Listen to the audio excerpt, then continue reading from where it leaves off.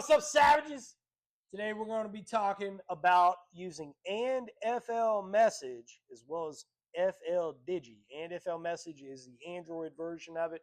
How to get that thing set up on a Wi-Fi only tablet, why you're going to want to do that, and sending some messages.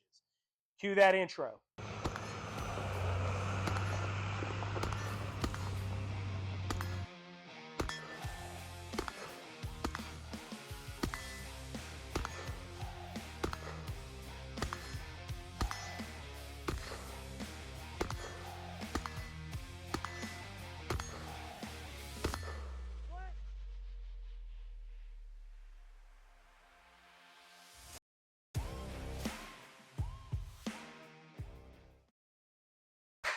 What's up, y'all? Danger Dave here with NC Scout.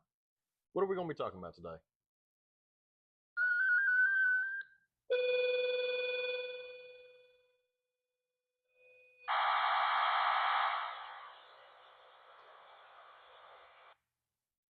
Kind of sounds like an old school fax machine, It does. don't it? Like back in the days of dial-up internet, you'd Getting on AOL. be trying to download pictures of Cindy Margolis or whatever, and you're on there. Your mama's trying to call somebody and she's shouting and say, "Get off the goddamn computer!" Anyway. Hey, if you remember those days, well, guess what? You're getting old. But anyway, we never thought we were going to get old, and here we are.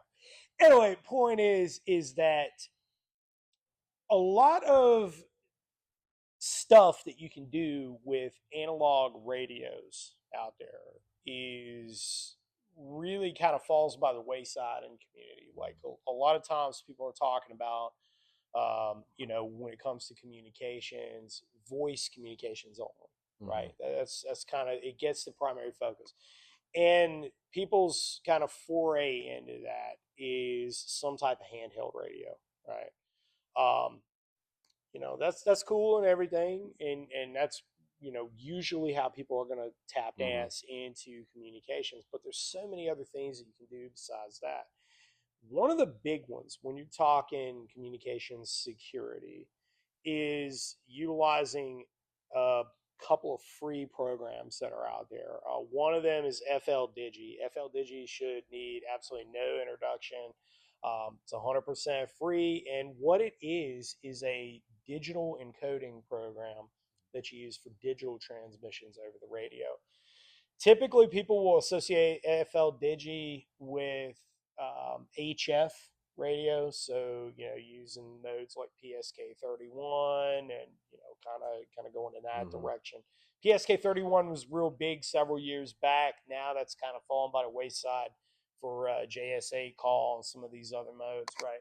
But still, there's a lot of dedicated users of that. Well, ANDFLMessage is the Android version of this program, and it's one that's 100% free. Very easy to install, and you can put on any type of tablet, like what you see right here. Why you want to put that on there, and why you're even going to go to the trouble of all this, because if I can communicate via a means that you're not able to decode, or even better, you don't even recognize, then you're creating communication security. Furthermore, I can do a lot with that traffic. There are ways to physically encrypt that. There are ways to obscure what you're saying. And here's the biggest thing. Once I am done transmitting, I'm done transmitting. I send my data out. It's blasted out. And that's it. I'm not transmitting anything else. So there's no other erroneous data. There's nothing else that's getting out there. I have a step-by-step how to do this, how to set this up in the Guerrillas Guide to the Baofeng Radio, including pictures for all you crayon eaters out there. So you can get this all squared away and pretty much up and running with a step-by-step, following the instructions. That's important. Follow the instructions that are in here. All right. Anyway, we're going to be talking about it. So you've got your tablet here. This is a Wi-Fi only tablet. if you have a tablet that you got from the cell phone store, or you have a tablet that you got with it's got a SIM card in it, guess what you actually have? You got a big ass cell phone. Okay, you don't want to do that for this application. Why? Because I like to control what's emitting RF in my own signals package and what isn't. Okay, you know, if you're planning on operating in a contested environment, you know, understanding what is emitting RF and what isn't is very, very important, especially when you're talking about nation state type stuff. All right. But either way, it's still pretty cool to be able to communicate via means a lot of other people can't. All right. So Android tablet is just a real inexpensive one you get from anywhere. This one is the ONN brand, came from Walmart. Whatever, you can go as cheap or as expensive on this as you want. Why Android over Apple devices? Because Android's open source, plain and simple. Okay. ANDFLMSG, how to install this completely offline. These devices are air gapped. I have not been online with them. They have not been on the internet or touched the internet since I pulled them out. And these are devices that I've used in class. The way to install this is to download ANDFLMSG to your computer and plug it in to this once you've gotten off the internet, and you can access the data files on the back of, basically in the back end of this. That's how you put that on there. It's going to prompt you. The device is going to prompt you to allow files to be installed from an unknown source. Check yes on that, and then you'll be able to install ANDFLMSG. All right, as well as any other app that you get offline. I recommend for developers going to GitHub. It's usually a very good place to get clean installs of the APK files. You can also get them from SourceForge. All right. So with that said, could you get online with this tablet? Sure. You know, if all you're doing with it is this, then fine, whatever. If you're playing with the e-reader or whatever and you just want to play radio with it, hey, fine. But if you do want to keep this device sterile, and there are very valid reasons to do that, Palantir is a thing, okay, and it's collecting this type of information, as well as Google and all the other usual suspects. You might want to keep that profile to a minimum. All right. So anyway, there are over 166 different digital modes that you have in here, and each of them are kind of their own digital language. Now notice that I've got a DMR radio here. This is one of the DM32s, and it had the audio output from the digital traffic that I sent, just that, you know, basic message that I sent out there. All right, I've got this set to analog mode. Understand that DMR, digital mobile radio, is a proprietary digital mode. So it is its own digital language that handles voice traffic. Think of these modes as handling raw data. Okay, so keyboard to keyboard, in essence, was the terminology that we used to use. All right, so kind of orienting yourself to this, you've got up at the top, you have your mode that you are operating in. You have over 166 different ones on here, and each iteration of ANDFLMSG adds a little bit more. The full version of FLMessage, or FLDigi rather, has a significant number more of them, but this is a good starting point. All right, so we're on the terminal screen here, and of course you have your keyboard down at the bottom. This is where you just type in quick messages and you can send those. Scroll over, this is where you're going to be receiving traffic. Down here at the bottom, this is something that's very important to pay attention to. Your S2N bar. This is your signal to noise or your squelch. You want this all the way down, and I could cut it down one more, and you begin to see that a bunch of junk traffic at the top.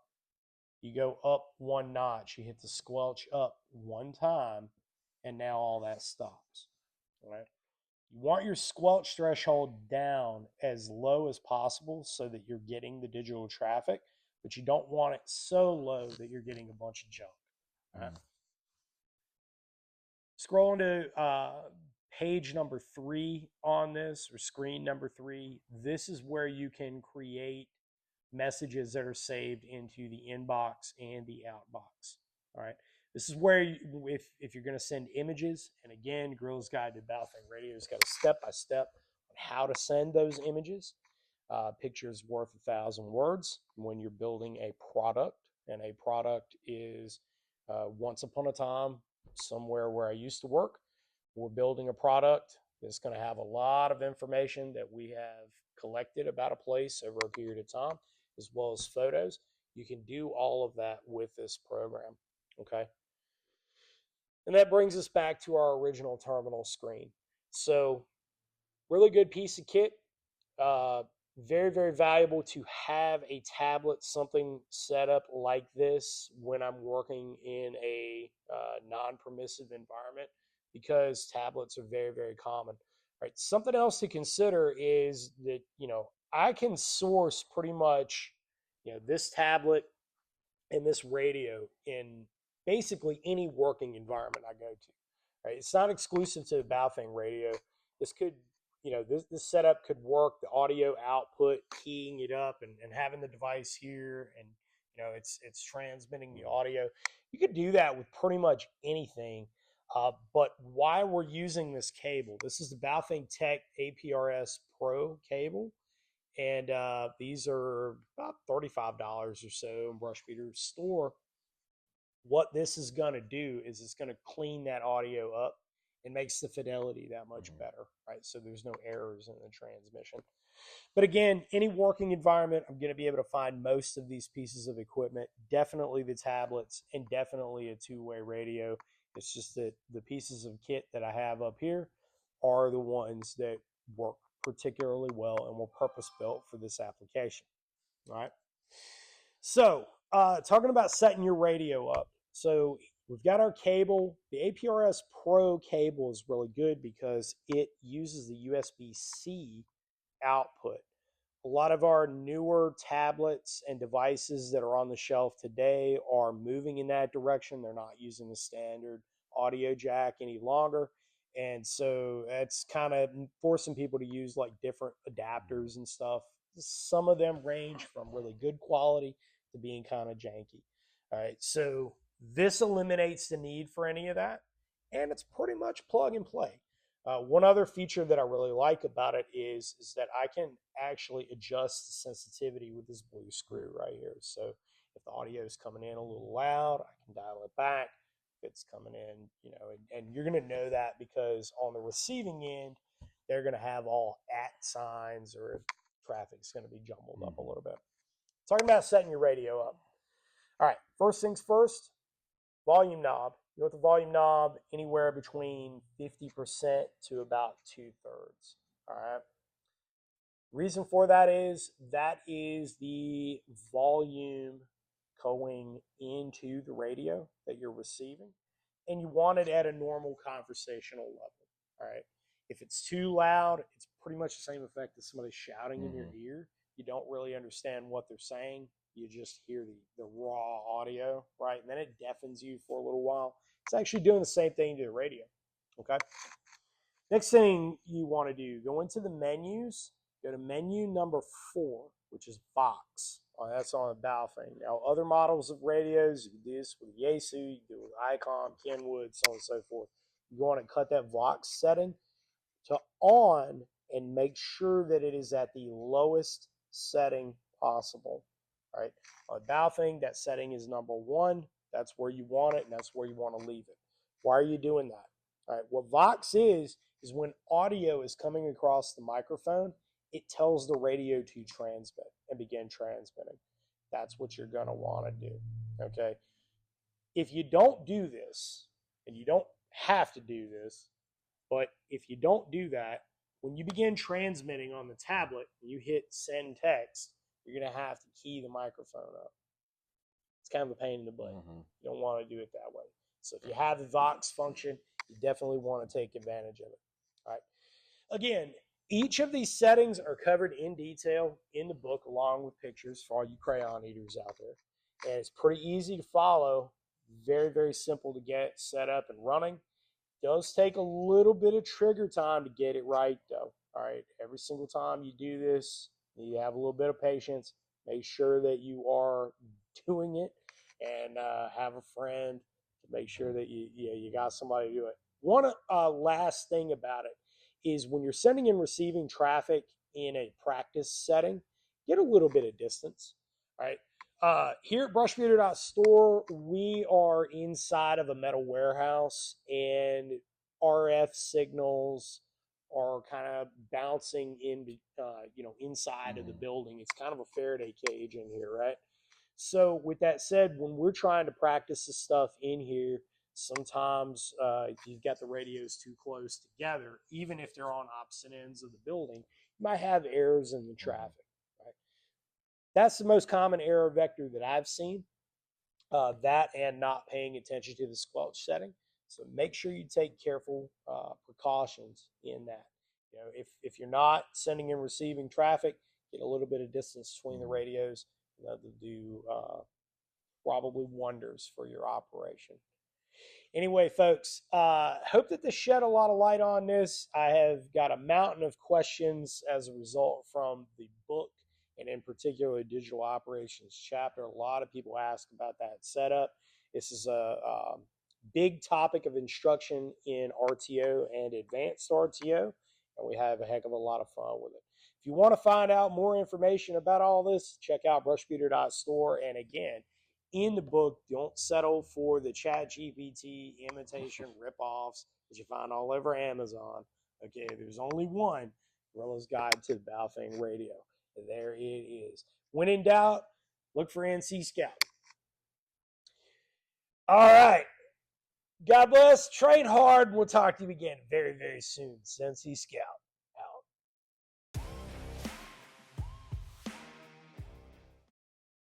You want to watch some pure cinema magic? Sure. All right. Martin Scorsese looking shit happening right now. Ha! What's up, savages?